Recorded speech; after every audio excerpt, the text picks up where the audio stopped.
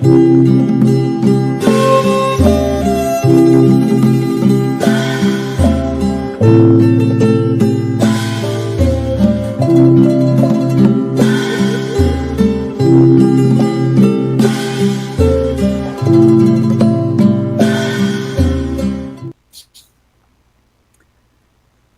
ชนะ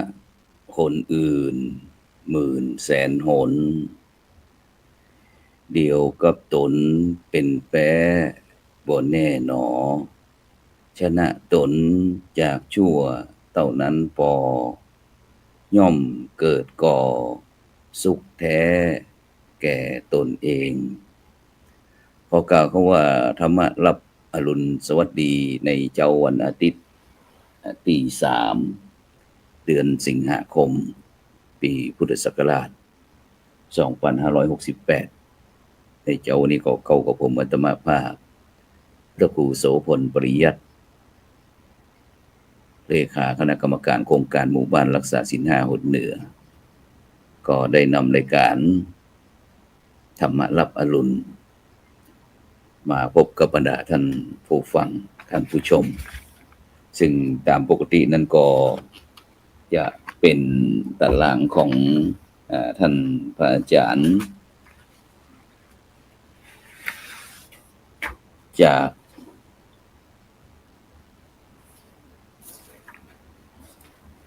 อาจารย์สกุลภาษาธานิโยจากธรรมวิเชียรอำเภอเชียงดาวจังหวัดเชียงใหม่นะแต่เนื่องจากนี้ตอนนี้พระอาจารย์เป็นบอกว่าอันต้องไปเรียนเป็นนิสิต ระดับปริญญาเอกนะคือวันอาทิตย์เรียนวันอาทิตย์นะเจ้าก็บอกว่าฉะนั้นก็ขออาจารย์ช่วยปรับเป็นวันธรรมดาจันทร์ถึงศุกร์กำหนึ่งเนี่ยซึ่งเราก็ยินดีแต่ก็เนื่องจากเจ้าวันนี้เนาะเลยบ่ได้อาจจะเป็นวันพักผ่อนของหลายท่านหลายคนก็เลยมาเป็นโฆษกจำเป็นนักจัดจำเป็นก็เย็นจำอุ่นอย่างก่อนเนาะ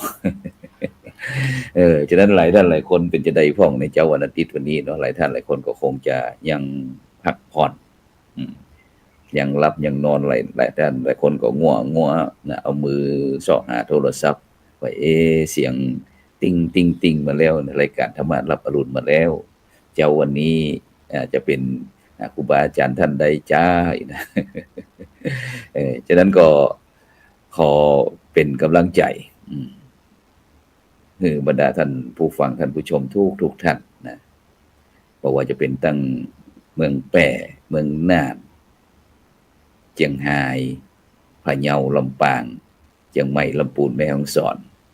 พร้อมถึงบรรดาท่านผู้ฟังท่านผู้ชมทั่วโลกนะที่ติดตามทาง Facebook พระครูโสพลปริยัติFacebook หลวงปู่สหายธรรมหลวงปู่เขียวนะวัดพุทธภาวนาเวสเตอร์โรสจากประเทศสวีเดน Facebook อาจารย์พระครูอภิวัฒนวิกรมรองเจ้าคณะอำเภอดอยหล่อวัดปากทางเจริญหรือว่า Facebook IDTO ทำเป็นทีมสากลแล้วก็ตั้ง YouTube เนาะตั้ง YouTube นี่ก็IDTO ทำเป็นทีมสากลYouTube วัดหลวงจอมคำเขมรัตน์นครเจียงตุงนะแล้วก็ YouTube ของท่านอาจารย์พระมหาวรเชษฐ์มหาวิโยพร้อมถึงบรรดาท่านผู้ฟังท่านผู้ชมนะที่ติดตามตั้งเครือข่ายคลื่นสีขาวนะพร้อมถึง FM 104.50 เมกะเฮิรตซ์วัดฝายหินจังหวัดเชียงใหม่สิ่งต้องกราบขอบพระคุณท่านอาจารย์พระครูสมุสุวัฒน์วรกิจโจนะผู้ในการสถานีนะที่คอยเป็นธุระเป็นภาระคือทีวีออนไลน์ของเรานั้นได้มีการถ่ายทอดเสียงไปถึงบรรดาท่านผู้ฟังท่านผู้ชมนะฉะนั้นก็ในช่วงนี้ก็เป็นยุคเปลี่ยนผ่านบรรดาท่านผู้ฟังทั้งหลายหลายท่านหลายคนก็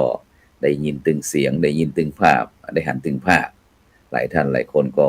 ได้ยินแต่เสียงนี่มันเป็นเทคโนโลยีในสมัยใหม่ที่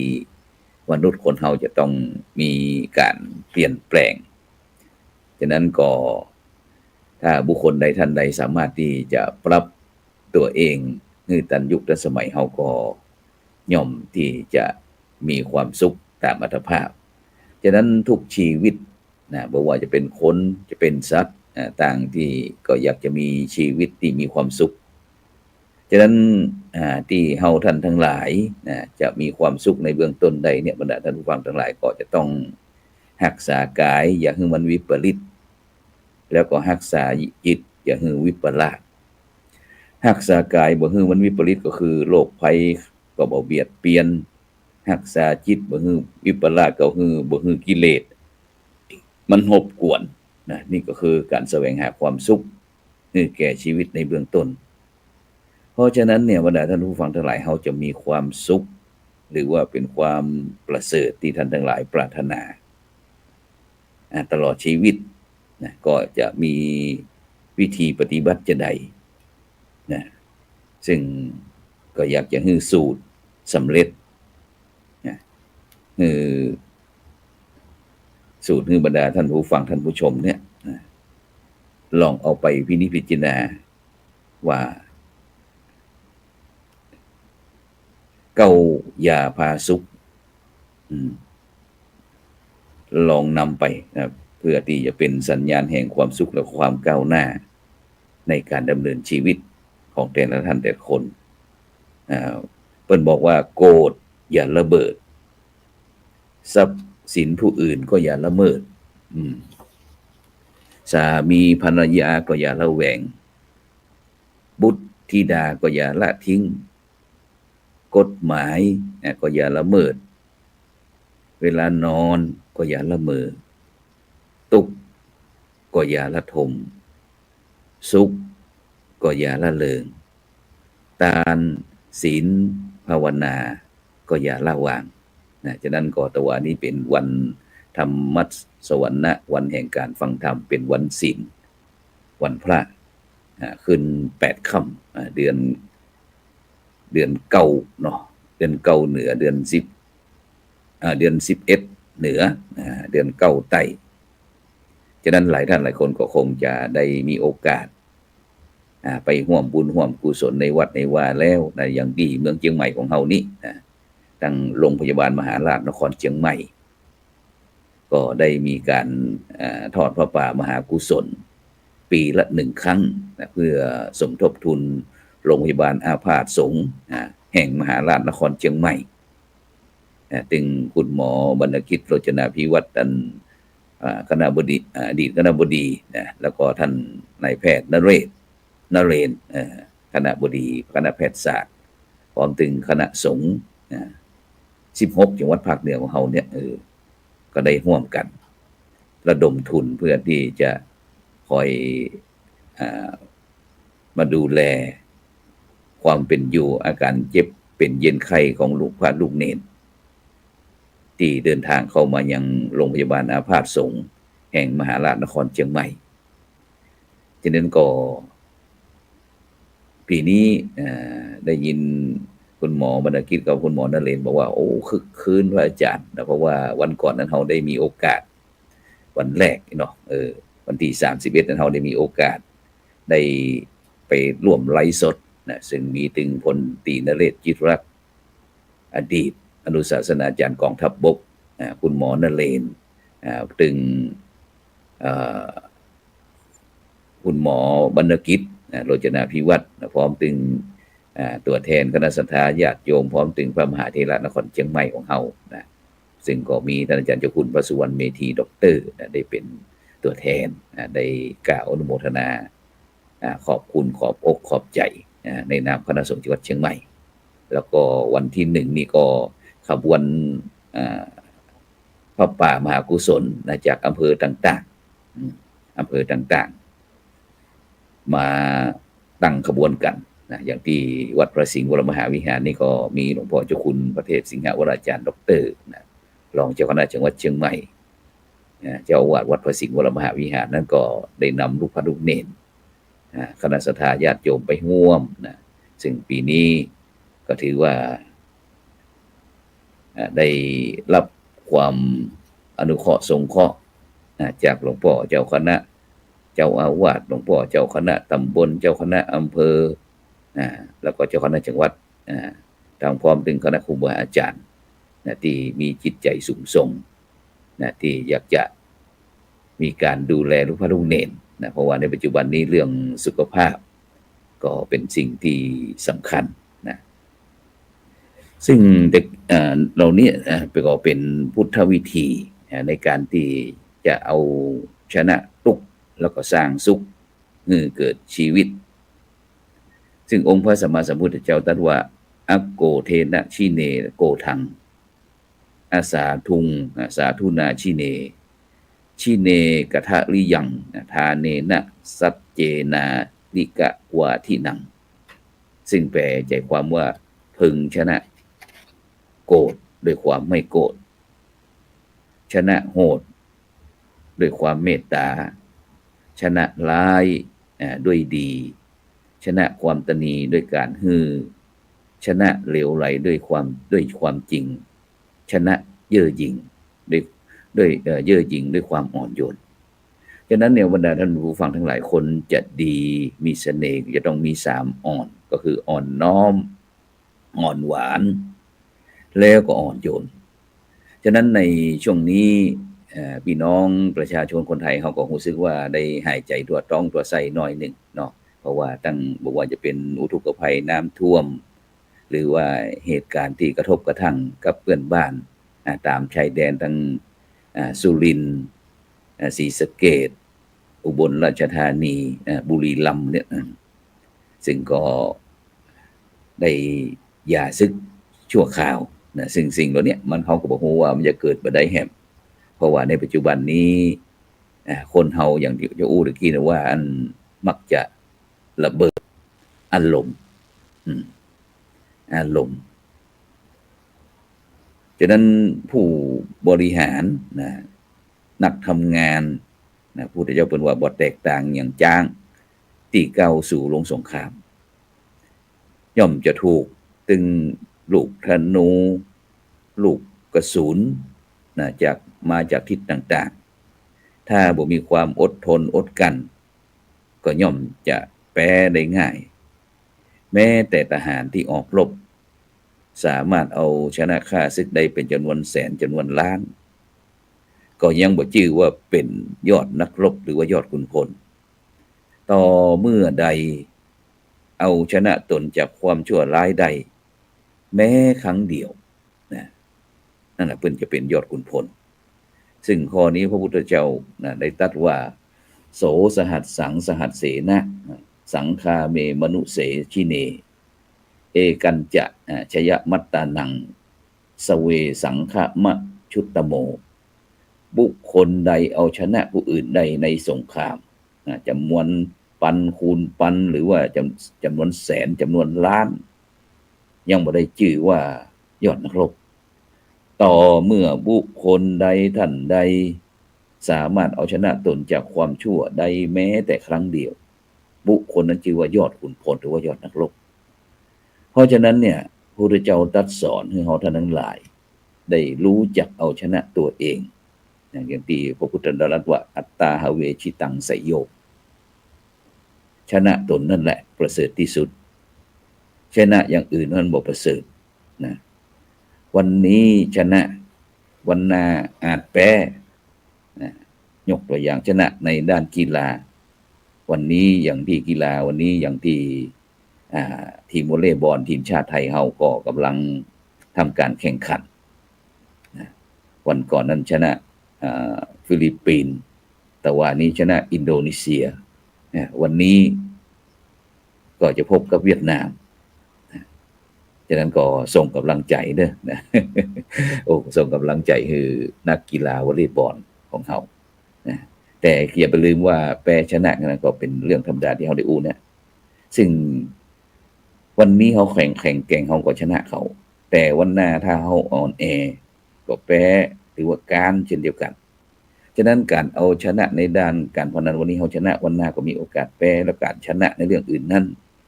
ผู้แพ้ย่อมเป็นทุกข์ผู้ชนะย่อมก่อเวร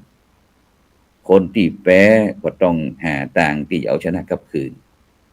แต่ชนะตัวเองได้เป็นชัยชนะที่ประเสริฐเพราะไม่มีวันกลับมาแพ้เป็นวัยชนะวันชนะตลอดกาลนะ ฉะนั้นเนี่ยบรรดาท่านผู้ฟังทั้งหลายการชนะคนอื่นหมื่นแสนหนเดียวกับตนเป็นแปรบ่แน่นอนชนะตนชั่วเท่านั้นปอย่อมเกิดก่อสุขแก่ตนเอ่ยฉะนั้นน่ะสิ่งเหล่านี้ที่เขาได้บอกว่าอย่าระเบิดโกรธก็อย่าระเบิดนะในบรรดาอาวุธนั้นเป็นปืนมีรัศมีทำการได้ไกลนะอย่างที่ได้ยินข่าวว่า130 150กิโล200กิโล300กิโลนะปืนนี่มันไกลแต่มันบ่กว้างเหมือนกับระเบิดความโกรธเป็นไฟอย่างหนึ่งนะภาษาพระเปิ้นว่าโทสักขิไฟคือโทสะเป็นระเบิดเวลาที่อันตรายยิ่งกว่าไฟใดๆเพราะถ้าระเบิดแล้วคุมบ่ได้มันก็กระจายไปทั่วสู่คนรอบข้างยิ่งบุคคลนั้นเป็นคนใหญ่อันตรายก็ยิ่งหนักบอกว่าจะเป็นครอบครัวสังคมประเทศชาติบริวารญาติมิตรนะมีผลกระทบหมดไอ้อย่างทำให้คนเฮาโกรธหรือว่าเกิดระเบิดขึ้นต้นต่อของปัญหามี4ประการก็คือ1อรติอรติแปลว่าความไม่ชอบใจไข่อูบ่ถูกหูดูอะยังก็บ่ถูกตาเจรจาก็บ่ถูกใจได้อะยังก็บ่สมอารมณ์นี่เป็นของว่าอรติแปลว่าความไม่ชอบใจประการที่1ส่วนประการที่2คืออคติความลำเอียงความบ่เป็นกลางความบ่เป็นธรรมย่อมจะทำให้ผู้น้อยมีโอกาสที่จะระเบิดอารมณ์เหล่านี้ขึ้นมาอย่างที่เราได้ยินคลิปได้ยินนั่นจากนักรบชายแดนต่างๆที่อาจจะด้วยความน้อยเนื้อต่ำใจหรือว่าอยู่ในบรรยากาศที่ความเสี่ยงสูงในชีวิตบรรดาท่านผู้ฟังทั้งหลายก็ได้ระเบิดออกมาเรียกว่าอคติแปลว่าความลำเอียงไม่เป็นกลางไม่เป็นธรรมย่อมทำให้ผู้น้อยมีโอกาสที่จะระเบิดอารมณ์เหล่านี้ขึ้นมาแล้วส่วนที่3ว่าปฏิฆะคือกระทบสิ่งที่บ่ชอบใจมากระทบก็โกรธก็เกลียดก็เครียดก็แค้นแล้วสุดท้ายก็คือปฏิปักษ์ปฏิปักษ์ก็คือการเผชิญหน้า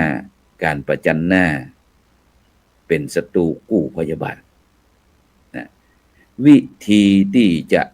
แก้ปัญหาที่พระบาทสมเด็จพระเจ้าอยู่หัวในหลวงรัชกาลที่9เปิ้นได้แสดงไว้ได้บริหารจัดการว่าทรงมีรับสั่งตั้งแต่ปี2535เมื่อครั้งที่เกิดพฤษภาธมิฬว่าหันหน้าเข้าหากันช่วยคิดช่วยช่วยทำประสานอย่าประจานซึ่งพระบรมราโชวาททำให้บ้านเมืองสงบร่มเย็นบ่าวฉานตั้งแต่วันนั้นถึงบัดเดียวเนี่ยชี้ให้หันความอันตรายของความแตกแยกชี้ให้หันของความแตกสามัคคีแบ่งพวกแบ่งพรรคแบ่งฝักแบ่งฝ่ายอันตรายทั้งนั้นพระองค์ท่านบอกว่าแบ่งพวกทำให้เสียฮักแบ่งพรรคทำให้เสียสามัคคีแบ่งทั้งพวกแบ่งทั้งพรรคเสียถึงความฮักความสามัคคีฉะนั้นเปิ้นบอกว่ารู้รักสามัคคีทรงมีพระดำรัสเจ้าไทยทั้งชาติต่างจำกันไว้อันมัตธรรมควรจำใส่ใจองค์พระจอมไทยพระทรงตักเตือนฉะนั้นความโกรธความเกลียดเนี่ยบรรดาท่านผู้ฟังทั้งหลายถ้าเฮากำจัดบ่ได้ก็เป็นอันตรายอย่างยิ่งเพราะว่าจะเป็นฆ่าอย่างอื่นนั้นเป็นบาปแต่ถ้าเฮาฆ่าความโกรธนี่เป็นบุญซึ่งมีเมื่อครั้งสมัยครั้งพุทธกาลมีพราหมณ์ท่านหนึ่งโดยทูลถามปัญหากับพระพุทธเจ้าว่าฆ่าอะไรจึงจะอยู่เป็นสุขและทำอย่างไรจึงจะไม่เศร้าโศกพระพุทธเจ้าก็ตรัสตอบพราหมณ์ว่าโกทังคัตตวาสุขังเสติฆ่าความโกรธได้จะอยู่เป็นสุขโกทังคัตตวานโสจติฆ่าความโกรธได้จะบ่เศร้าโศกฉะนั้นการจะบ่โกรธกันเกลียดกัน ต้องเริ่มต้นที่มีความเมตตามีความปรารถนาซึ่งกันและกันฉะนั้นโดยเฉพาะเรื่องการการมองการกระทบจากในของบนห้องวิสัยทัศน์กันแล้วกันมีวิสัยทัศน์ก็จะพบแต่ความดีของกันและกันมองโลกแง่ดีก็จะพบความดีที่มีอยู่ในโลกมองโลกในแง่ร้ายก็จะพบแต่เจอแต่เรื่องให้ห้ายที่อยู่ในคนทำให้จิตใจมันเศร้าหมองนะแล้วก็ตะกี้โทสะคติไม่มีอคตินะพระบาทสมเด็จพระเจ้าอยู่หัวทรงแปลว่าไม่มีอคติแปลว่าไปไม่ได้คือจะพัฒนาอันยังก็พัฒนาบ่ได้ความสัมพันธ์ฉันมิตรเป็นพี่เป็นน้องก็ไปบ่ได้ถ้ามีอคติคือความลำเอียงบอกว่าจะเอียงเพราะความฮักเอียงเพราะความจังเอียงเพราะความกลัวหรือว่าเอียงเพราะความหลงผิดนี่บ่มีอคติตะกี้แล้วก็ไม่จ้องจับผิดก็คืออยู่ในความไว้วางใจบ่ระแวงซึ่งกันและกันทุกคนในหน่วยงานก็คือพวกเฮาเป็นคนครอบครัวเดียวกันในบ้านในเมืองเฮาก็มีปัญหาอยู่อย่างหนึ่งก็คือบ่เคยมีใครแก้ไขได้แต่พระบาทสมเด็จพระเจ้าอยู่หัวในหลวงรัชกาลที่9ของเฮานะพระองค์ทรงแก้ปัญหาระหว่างยกตัวอย่างสมัยแต่ก่อนนั่นนะจากเจ้าเขาให้เป็นเจ้าเฮาทรงทำเจ้าเขาให้เป็นเจ้าเฮาแต่ก่อนเจ้าหน้าที่ของรัฐขึ้นป่าในปัดขึ้นดอยบ่ได้คนป่าลงคนป่าคนดอยลงมาปื้นตั้งลุ่มก็บ่ได้แต่พระบาทสมเด็จพระเจ้าอยู่หัวนะก็เนี่ยคือหมู่เฮาได้หันแล้วนะทุกคนเป็นคนไทยเหมือนกันหมดแล้วแห่งพวกนี้ก็คือไม่ลิษยานะเพราะว่าคนในปัจจุบันนี้ปัดทอนะอย่างยิ่งเป็นโซเชียลยิ่งไปใหญ่เลยเสี่ยมสอนนักข่าวอย่างปัจจุบันเนี่ยบรรดาท่านผู้ฟังทั้งหลายเหมือนกับบ่อยากจะให้โลกนี่มันมีความสุขจะมีแต่ความสุขของตัวเองคือตัวเองได้อู้ได้จาอย่างเดียวคนอื่นจะเป็นยังไงก็ช่างตัวเองถูกอย่างเดียวอย่างเฮาหันปัจจุบันเนี่ยตั้งเขาจ่องต่างๆพยายามจะแสดงถึงตัวเองเป็นผู้รู้แม้แต่ทางรัฐทางราชการห้ามจะไปเอาโดมขึ้นเรื่องนักข่าวต่างๆเหล่านี้ก็เอาป้ากันเอาขึ้นเพื่ออย่างตัวเองนี่จะได้เป็นผู้รู้เก่งเด้อนะ ตัวเองรู้หมดตัวเองถูกหมดจะนี่เป็นต้นเนี่ยฉะนั้นเนี่ยคนเฮาเลยมันบ่อยากจะให้ใครเก่งกว่าตัวเองก็เลยขี้อิจฉาริษยาอย่างหันรัฐบาลทำดีก็ถ้าอย่างนั้นดีก็มีแต่เสมอตัวแต่ถ้าอย่างขึ้นมาปัดทอกควักกันมาประจมประจานอย่างนั้นอย่างนี้จีบท่าต่างๆเพื่อที่อยากจะให้ตัวเองดูดีขึ้นตัวเองเก่งขึ้นกว่าคนอื่นเปิ้นแต่ความจริงแล้วหมู่นี้มันเป็นคนฉลาดน้อยนะทำลายส่วนรวมหารู้ไหมว่าสิ่งเหล่านั้นที่เฮานำไปปั่นกระแสเอาไปอู้ไปจาด้วยแต่พ่องบ่แต่พ่องต่างๆแล้วเนี่ยมันทำให้เสียศูนย์หลายท่านหลายคนติดตามโดยเฉพาะในวันปัจจุบันเนี่ยนะการโซเชียลนี่เป็นสิ่งที่สำคัญถ้าเอาสิ่งดีๆเข้าใส่ไปก็เป็นประโยชน์ต่อประเทศชาติต่อโลกแต่ตรงกันข้ามนะอย่างที่ AI ปัจจุบันเนี่ยบรรดาท่านผู้ฟังทั้งหลายบางคนก็ทำด้วยความสะใจของตัวเองอยากจะให้ตัวเองเนี่ยโหตัวเองทำได้ตัวเองเก่งจิปาถะต่างๆโดยหารู้ว่าเขาได้ทำลายชีวิตได้ทำลายความชอบธรรมได้ทำลายความสุขของบุคคลแห่งนักหนาปาปางฉะนั้นเนี่ยบรรดาท่านผู้ฟังทั้งหลายถ้าโดยเฉพาะโดยความโกรธความเกลียดตั้งกี่ฮู้จักบ่ฮู้จักกันบ่ฮู้พอออกสื่อมาแล้วป้ากันโกรธป้ากันเกลียดนะฉะนั้นความโกรธหรือว่าความร้อนเกิดขึ้นในใจเฮาจะมีวิธีระงับดับได้อย่างไรนะแล้วนิยามที่1ก็คือนับ1ถึง10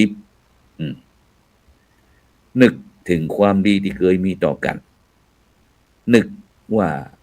เขาบ่สบายนึกว่าดีกว่าซึ่งนึกถึงนับ1ถึง10ก็คือถ้าใครมาว่าด่าเฮาก็พยายาม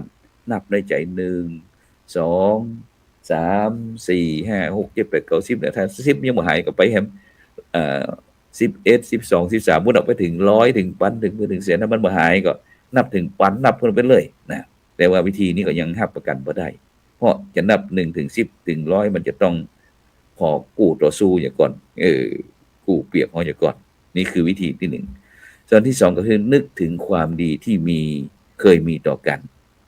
เฮาเอาคุณงามความดีมาจั่งมาตรองจะช่วยให้ผ่อนคลายความโกรธความเกลียดลงได้แล้วก็นึกว่าเขาบ่สบายก็คือเขาคิดว่าเขาบ่ปกติถ้าเป็นปกติมันบ่เป็นจังเนี้ยแต่นี่เขาผิดปกติเขาจึงเปลี่ยนไปอภัยก็จะเกิดขึ้นนะฉะนั้นปกติสีเลนะสุขติงศีลแปลว่าปกติหมายความว่าเขาบ่มีศีลฉะนั้นเฮามีศีลเฮาก็ต้องเป็นคนปกติแล้วก็นึกว่าดีกว่ามันจะเลวร้ายไปกว่านี้เพราะฉะนั้นเนี่ยเมื่อครั้งพุทธกาลก็มีตุเจ้าชื่อว่าพระปุณณะจะไปเป็นจำพรรษาที่บ้านแห่งชื่อว่าบ้านสุนาปลันตะปะนะบ้านนี้มีคนปากหายใจหายพระพุทธเจ้าเก่งว่าพระปุณณะจะทนบ่ไหวก็จึงทดสอบอารมณ์พระปุณณะเนี่ยก่อนพุทธเจ้าก็ว่าบ้านนี้มีแต่คนปากหายถ้าเขาว่าเธอจะยากจะใดปุณณะก็บอกข้าพระองค์คิดว่าดีกว่าพระพุทธเจ้าค่ะพระพุทธเจ้าว่าดีกว่าจะใดปุณณะก็บอกว่าดีกว่าเขาด่าพุทธเจ้าถามว่าถ้าเขาด่าล่ะเขาด่า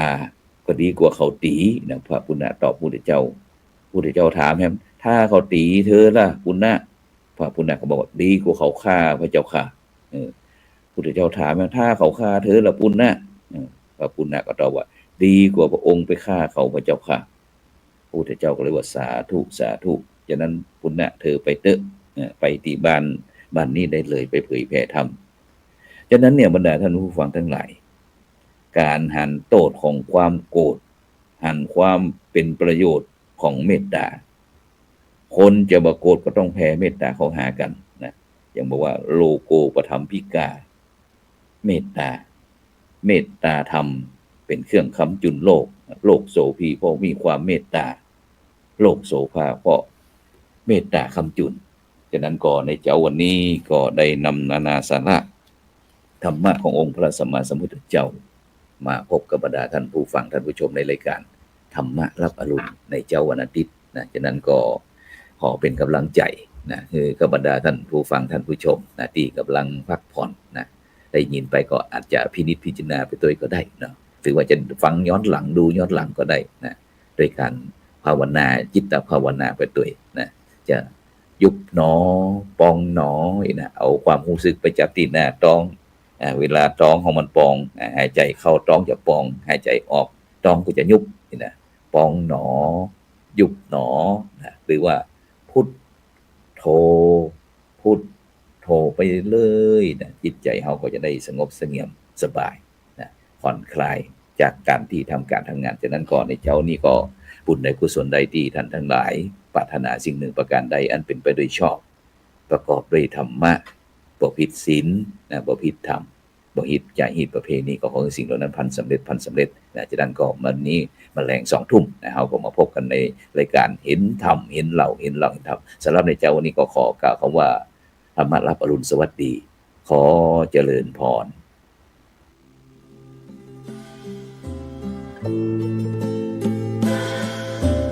Thank you.